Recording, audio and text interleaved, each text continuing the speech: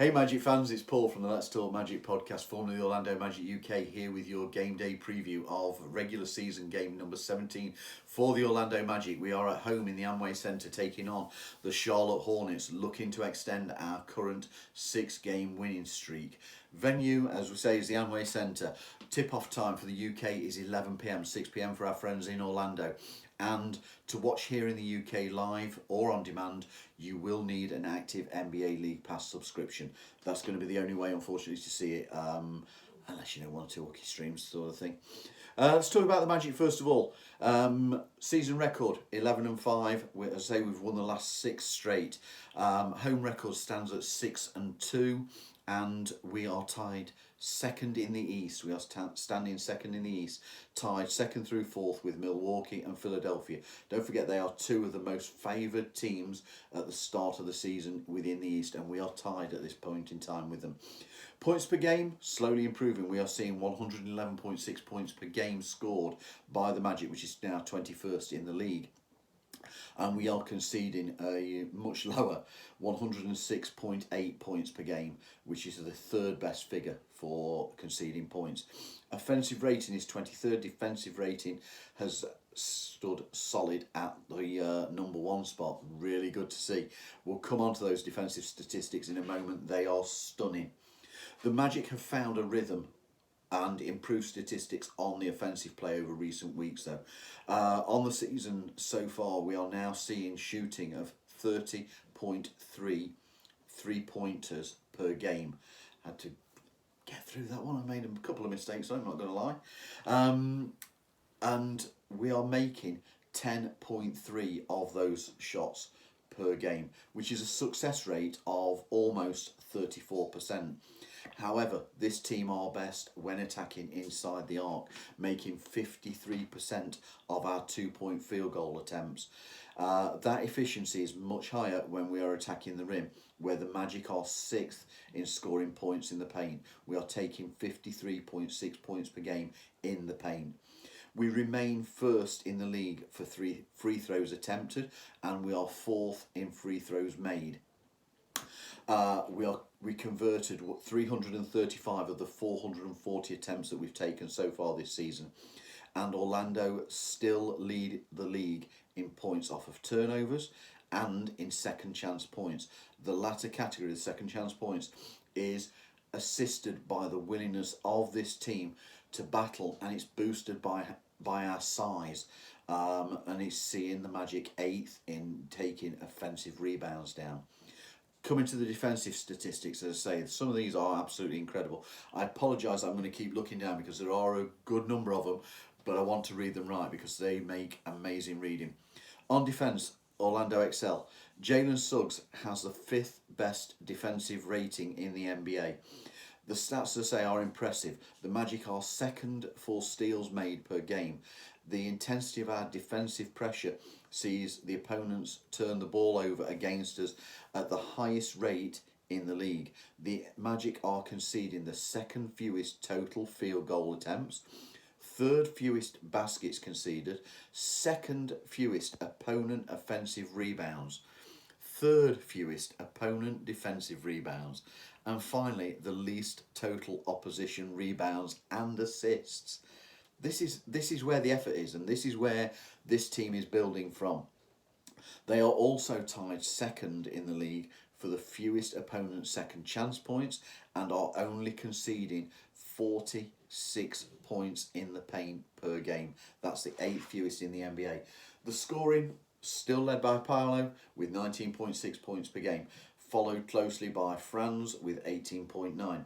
3rd on the team and leading the bench is Cole Anthony with an improved scoring of 14.1 points per game. Mo Wagner, he is now scoring 4th in the team. He is up to 12.6 points per game, followed very, very closely by Jalen Suggs with 12.5 points per game. Paolo, he's leading us with assists still. Jalen is still the lead in steals per game for this team, which is again the 5th best rating in the NBA. He's got full steals in per game. Goga Bitadze, he's leading us in blocks, and he is 13th in the NBA for blocks per game. Last game, We know we're all still smiling at this one. The Magic took down the Boston Celtics in our fourth and final in-season tournament game. We produced a really strong performance. The Magic beat the Boston Celtics 96 to 113. Before we go any further, yes, Boston fans and NBA talking heads, we are fully aware that the Celtics were a starter down. Equally, we are aware that you lost Porzingis during the game. However, the Magic were also 2 starters down, just to mention. And if injury has not been a factor for Orlando during the last few seasons where we have been, quote, poverty franchise with our record and results over that period, then please don't use this as an excuse for the Celtics to lose against us. Either injury counted for us or it doesn't count for them also. Just saying. So, the Magic trailed almost the entire first half, but came out with a real renewed focus during that second period. Saw the Orlando Magic outscore the Celtics by 25 points in the half, including 14 points in the final quarter. I'm going to start with the bench contribution. I know we normally start with highest scorers and all that. We're going to start with the bench. Mo Wagner, he led the team here with an efficient 27 points. Cole Anthony, he dropped 16 points. And whilst missing a couple of shots that you'd probably expect him to make, he dropped 6 assists, 2 steals and a block. It showed his overall contribution. It's more than just the points. Please don't look just at what people score. These 2 guys, they have to be in the early season conversation for the 6th man of the year. Paolo Banchero, he posted another well-rounded performance, 23 points, 7 rebounds, 5 assists. For Paolo, that's his 8th 20-plus point game so far this season. Franz came through with 17 points, 8 rebounds and 6 assists. Jalen Suggs, he scored 10 points and we will forever love him for waving to the Celtics fans as they were exiting the building in droves. Love him. Starting unit, Anthony Black, Jalen Suggs, Franz Wagner, Paolo Banchero and Goga Bitadze.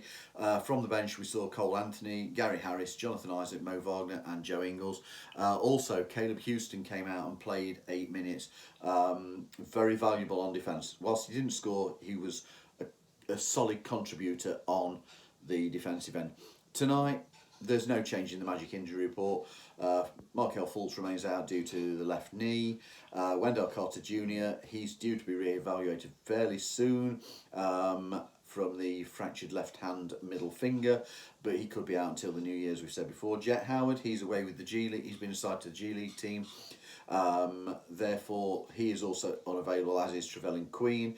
Kevon Harris is unavailable on Coach Mosley's decision. Both those last 2 are our 2A players, 2 of our 2A players. It's hard to see there being any great change in the rotation for this match. In the Boston game, we saw Coach Mosley decide to withdraw starting guard Anthony Black, having played him only 6 minutes or so. Nothing wrong with looking and saying, this one's not suiting you, son, sit down, and applying the knowledge of what your other guys can do. It's good coaching. So let's look at the Charlotte Hornets. Last season fell to a 27-55 record, finished 14th in the East. Their main additions came through the draft, taking Brandon Miller at number 2 in the draft this time round. But that was far from a popular choice on the night with some of the Charlotte fans. They also took Nick Smith Jr. in the draft. Further added Frank Ntilikina. Look at me getting it right tonight. Normally stumble over that one. Regular season stats so far, they are on 5-9 on the season and have won their last 2 games, standing 12th in the East. They are scoring 113.9 points per game and conceding quite a large 121.6 points per game. Offensive rating of 19th, defensive of 28. They shoot the 2-point shot the most in the league, and they also have the most success in making it. They get 32.5 makes out of 60.6 attempts per game. They lead the league with 58 points in the paint per game. They are 5th in offensive rebounds, and that has helped them become the 6th rated team for taking second chance points. this is going to be a battle of the paint tonight. You can see it coming. So LaMelo Ball, team leader, and he is the danger to Orlando. He is averaging 25.9 points per game. That's 12th in the NBA. 8.6 assists per game, 5th in the NBA, and 1.5 steals per game, which is rated 14th. Miles Bridges has returned. Whether you think it's right or not, that's not what we're talking about. We're talking about contribution on the basketball court here. He has returned and is again becoming a key contributor for this team. He's putting up 20.8 points per game, whilst he's also making his presence felt on the defensive end. Don't forget, this guy was a solid player 2 seasons ago before his suspension.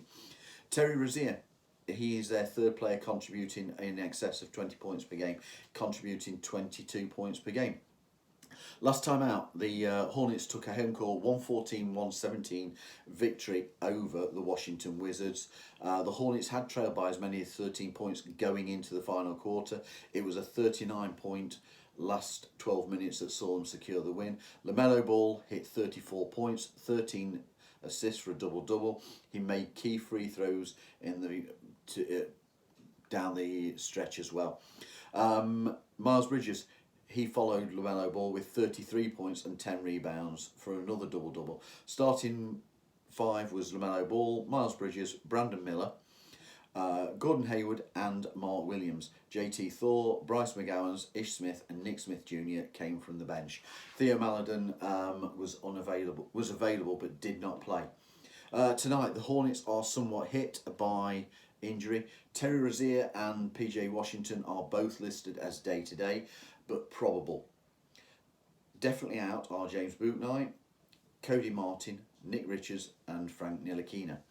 The availability of Rozier and Washington will determine their starting lineup. If they are good to go, they are likely to be included in the starting lineup.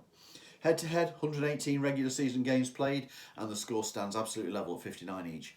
The Magic are on a 2-game streak over Charlotte. We took the series 3-1 last time round, with Orlando winning both road games. Our first victory of the season last year came at home against Charlotte. The previous season, Charlotte took the series 1-3. Recent history seems both teams winning at a fairly even rate, be it home or away. But as I say, for a final thought, this game is going to come down to a battle of the paint and the second chance points. It can easily be decided by the bell ringing plays that the Magic so value. Before yesterday's games, the Magic ranked 4th in charges taken, 3rd in deflections, 3rd in defensive loose balls recovered. And in those, Jalen Suggs was 3rd in defensive loose balls recovered and 9th in deflections. Mo Wagner was 2nd in charges taken. These are the plays that are going to win this game tonight. So, if you've enjoyed this preview, please give it a thumbs up. As I always say, more importantly, let's go Magic. Let's get that W. 7 on the run. Let's go.